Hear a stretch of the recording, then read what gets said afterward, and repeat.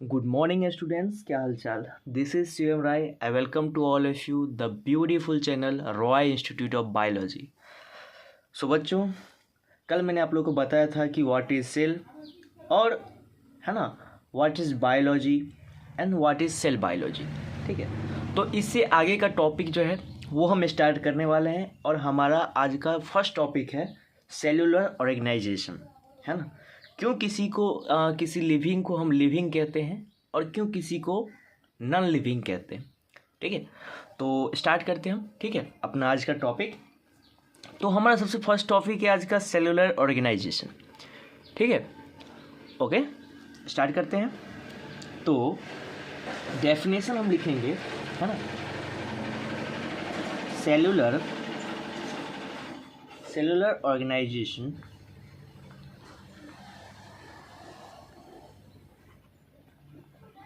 cellular organization is defining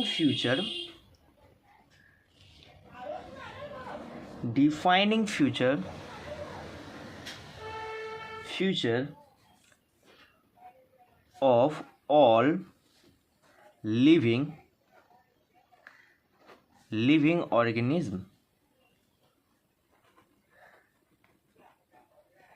organism है ना। इसका मतलब क्या है?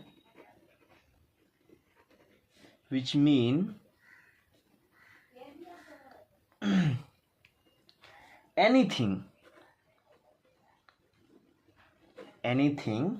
लेस देन अ complete cell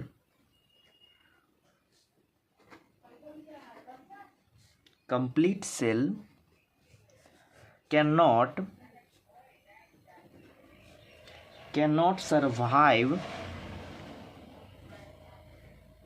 independently.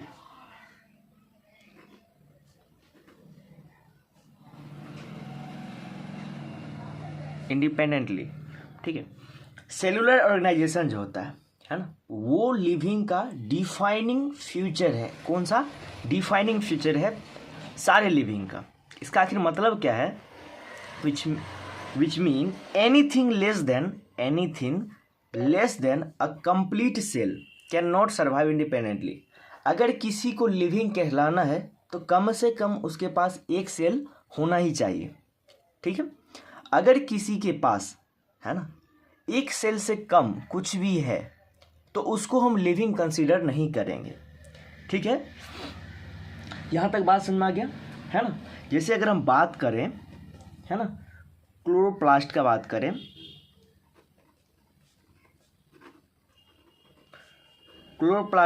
करें, तो ये क्या करता है? फूड बनाता है प्लांट में, मेक फूड।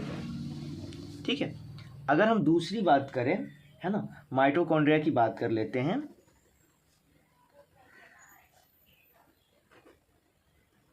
माइटोकॉन्ड्रिया की बात करें तो ये क्या करता है? एटीपी बनाता है। हम लिख सकते हैं मेक एटीपी, है ना। माइटोकॉन्ड्रिया को और हम क्या बोलते हैं? Power house of cell. ठीक है, अगर फिर हम बात करें न्यूक्लियस की बात करें तो ये क्या करता है? जेनेटिक मटेरियल का काम करता है। इसके अंदर क्या होता है? जेनेटिक मटेरियल होता है।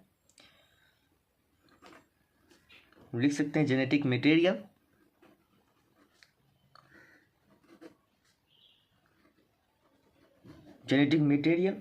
ठीक है, अगर हम बात करें साइटोप्लाज्म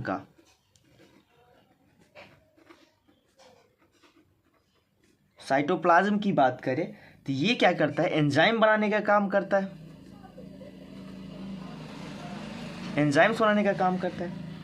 ठीक है, तो मैंने आपको बताया कि क्या बोलते हैं, क्लोरोप्लास्ट जो है वो फूड बनाने का काम करता है। माइटोकॉन्ड्रिया क्या करता है? एटीपी बनाने का, न्यूक्लियस जेनेटिक मटेरियल, और साइटोप्लाज्म एंजाइम बनाने का काम करता है। अगर ये सिंगल रहेंगे, है ना, मान लो क्लोरोप्लास्ट कहीं पे सिंगल पड़ा हुआ है, माइटोकॉन्ड्रिया कहीं पे पड़ा हुआ है सिंगल, न्यूक्लियस अलग है, क्लोरोप्लास्ट अलग है, अगर सिंगल रहेंगे तो उसको हम सेल जो है सो कंसीडर नहीं करेंगे, उसको हम सेल नहीं बोलेंगे। ठीक है, अगर ये सब जो भी हैं ये सब जब मिलेंगे, एक साथ रहेंगे, तभी उसको हम क्या बोलेंगे, सेल बोलेंगे। ठीक है, यहाँ तक आपको बात समझ में आ गया? कोई problem?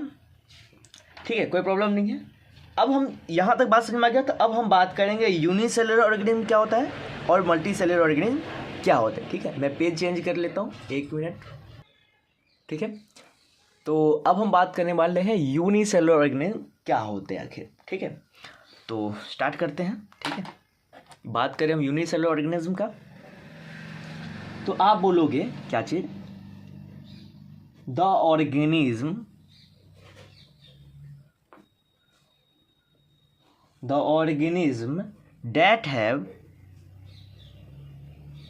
that have only one cell body, है ना। ठीक है, तो मैंने क्या बोला कि the organism that have only one cell body is called unicellular organism. ठीक है, कोई प्रॉब्लम? तो ऐसा ऑर्गेनिज्म, ठीक है, जिसके पास सिर्फ एक ही सेल होगा, है ना, सिंगल सेल होगा, तो उसको हम बोलेंगे यूनिसेलुलर ऑर्गेनिज्म। ठीक है, अगर हम बात करें एग्जाम्पल की बात करें यूनिसेलुलर ऑर्गेनिज्म का, तो हम बोलेंगे मोनेराज,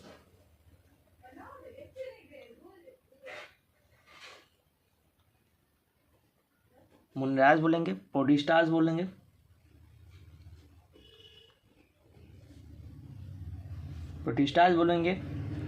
और क्या बोलेंगे, यीस्ट, किसमें, फंजाई में। ठीक है, जितने भी मोनेरा है वो क्या है, यूनिसेलुलर ऑर्गेनिज्म।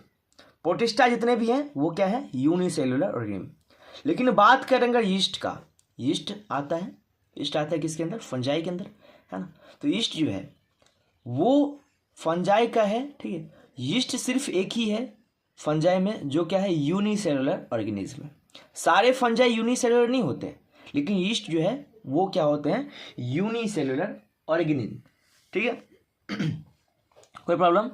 तो अब भाई आगे बात करते हैं फ्यूचर्स की। अगर बात करें, है ना, यूनिसेलुलर ऑर्गेनिज्म के फीचर्स क्या होते हैं, है ना। मैं बात कर रहा हूँ किसका, फीचर्स का, फीचर्स ऑफ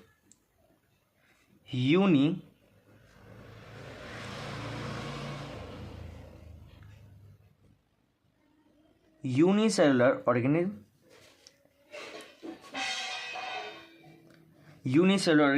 है ना। तो आप सबसे फर्स्ट वाला जो फीचर है वो क्या बोलोगे, पहला फीचर क्या बोलोगे, दे कैन एग्जिस्ट इंडिपेंडेंटली, है ना, इंडिपेंडेंटली,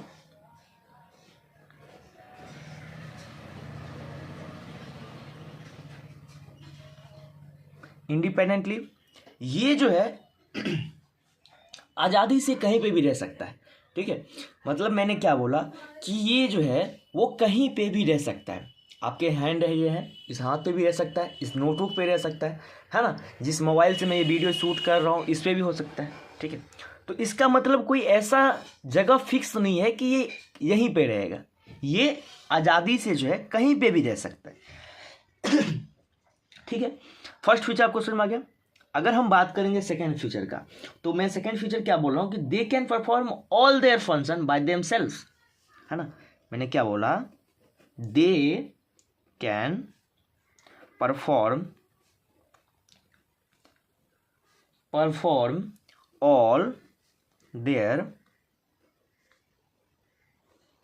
all their functions,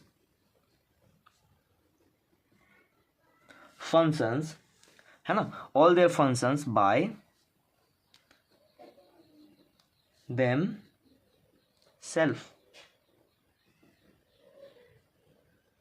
है ना, by themselves। मतलब इसका जो भी फंक्शंस होगा, जैसे हमारे में जो कुछ फंक्शंस है ना, हमारे बॉडी के अंदर कुछ फंक्शंस है, रेस्पिरेशन का, है ना, ब्लड सर्कुलेशन का, रिप्रोडक्शन का, तो सेल के अंदर भी बहुत सारे फंक्शंस होते हैं। यूनिसेलुलर ऑर्गेनिज्म है, उनके अंदर भी बहुत सारे फंक्शंस होते हैं। ठीक है, तो यूनिसेल्युलर मैंने आपको क्या बताया कि सिंगल सेल ऑर्गेनिज्म है ना, सिंगल सेल ऑर्गेनिज्म या बोल सकते हो सिंगल सेल बॉडी, ठीक है। तो उसका जो भी फंक्शंस होगा वो खुद से करेगा, ना किसी की हेल्प लिए, ठीक है। वो किसी का भी हेल्प नहीं लेगा, जितना भी फंक्शन होगा वो सारे के सारे फंक्शंस खुद से ही परफॉर्म करेंगे, ठीक है। तो ये हो गया क्या चीज़, यूनिसेलुलर ऑर्गेनिज्म। एक बार मैं आपको और बता देता हूँ, यूनिसेलुलर ऑर्गेनिज्म जो है the organism that have only one cell body, ठीक है। एग्जांपल मैंने बोला आपका moneras, protistas, yeast in fungi. Features की मैंने बात की तो they can exist independently, and second feature मैंने क्या बोला, they can perform all their functions by themselves, ठीक है, कोई प्रॉब्लम। अब इसके बाद हम बात करने वाले हैं मल्टी सेलुलर ऑर्गेनिज्म का। मैं किसकी बात करने वाला हूँ, मल्टी सेलुलर ऑर्गेनिज्म, है ना। मैं लिख देता हूँ यहाँ पे multi cellular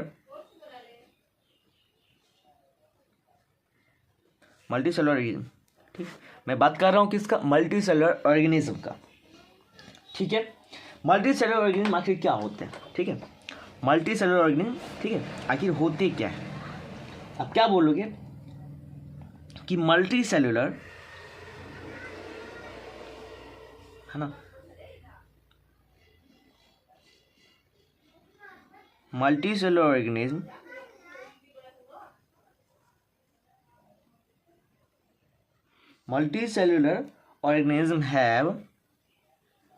have more than one cell in their body, है ना, one cell in their body, ठीक है।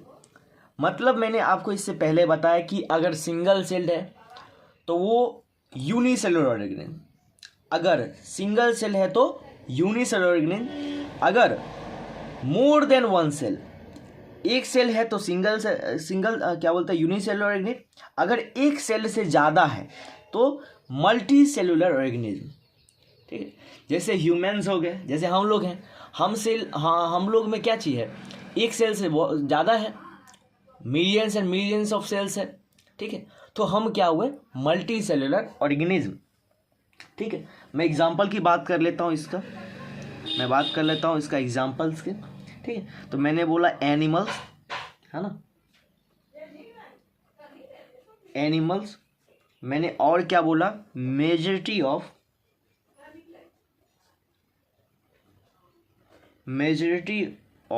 प्लांट्स,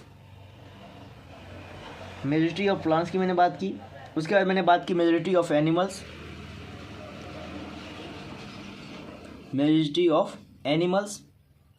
है ना, एनिमल्स, ठीक है। सॉरी, मेजॉरिटी ऑफ एनिमल्स नहीं, मैं यहाँ पे बात करूँ मेजॉरिटी ऑफ फंजाई की, ठीक है, मेजॉरिटी ऑफ फंजाई की बात करूँ। एनिमल्स तो सारे आ गए ना, मैं एनिमल्स मैंने पहले ही लिख दिया था। तो सारे एनिमल्स जो होते हैं वो क्या होते हैं, multi cellular organism. Majority of plants, यानी ज़्यादातर प्लांट्स जो होते हैं वो क्या होते हैं, मल्टी सेलुलर ऑर्गेनिज्म। एंड मैंने बात किया मेजॉरिटी ऑफ फंजाई में मैंने आपको एक बताया था यीस्ट, जो कि क्या था, यूनिसेलुलर ऑर्गेनिज्म, इसलिए मैंने ऑल फंजाई ना बोल के यहाँ पे क्या बोला, मेजॉरिटी ऑफ फंजाई। ज़्यादातर फंजाई जो होते हैं वो क्या होते हैं, मल्टी सेलुलर ऑर्गेनिज्म, ठीक है। तो आपको आई थिंक यहाँ तक बात समझ में आ गया होगा, ठीक है। तो इसके बाद जो वीडियो आएगा उसमें हम सेल थ्योरी वगैरह की बात करेंगे, ठीक है। तो आई थिंक मैंने जितना भी बताया आपको इस वीडियो में वो सारी बातें समझ में आई होगी। हम सारे जो है सो सारे टॉपिक्स कवर करेंगे, है ना। जैसा आप लोग को बैच चलना चाहिए उसी टाइप से बैच चलेगा, ठीक है। कोई भी टॉपिक जो है सो छोड़ा नहीं जाएगा, सारे टॉपिक्स पढ़ाए जाएंगे, है ना, पूरे चैप्टर्स पढ़ाए जाएंगे, कंप्लीट सिलेबस, ठीक है। तो आई थिंक आपको सारा ये टॉपिक जो मैंने पढ़ाया है वो समझ में आया होगा, ठीक है। नहीं समझ में आया होगा कोई पॉइंट तो आप कमेंट में पूछ सकते हैं, ठीक है। ऑल द वेरी बेस्ट, ठीक है। मिलते हैं नेक्स्ट वीडियो में।